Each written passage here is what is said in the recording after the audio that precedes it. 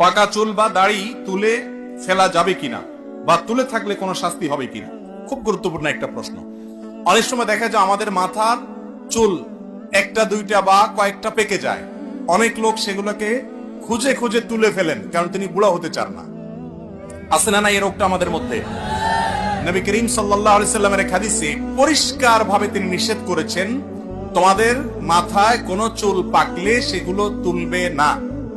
যদি তোমার সেই পাকা চুলগুলোর কারণে তোমার কাছে বিব্রত মনে হয়, ভালো না লাগে, তুমি সেখানেই মেহেদি বা এরকম করে ন্যাচারাল কালার, যেটা ব্ল্যাক ছাড়া অন্য কালার, সেই কালার দিয়ে তুমি কালারফুল করো। এবং বিশেষ করে কোন চুলের ফাঁকে ফাঁকে আজকাল তো মেহেদি জাতীয় কালার করলে সেটা একদম স্টাইলও হয়। কিন্তু নবী করিম সাল্লাল্লাহু আলাইহি সাল্লাম পাকা চুল তুলতে নিষেধ করেছেন, পাকা চুল তোলার ব্যাপারে তিনি নিষেধাজ্ঞা আরোপ করেছেন। কেন নিষেধাজ্ঞা আরোপ করেছেন আমরা এতদিন বুঝি নাই।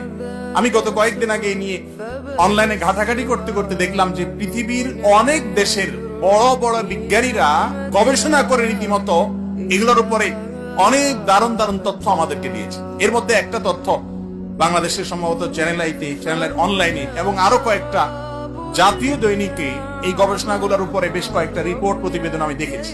সেগুলোতে লেখা হয়েছে যে অনেক গবেষকরা বলেছেন যদি কারোর মাথার চুল পেকে যায় সেটা যদি তুলে ফেলা হয়, পাকা চুল তুললে ওই জায়গায় অনেক সময় ইনফেকশন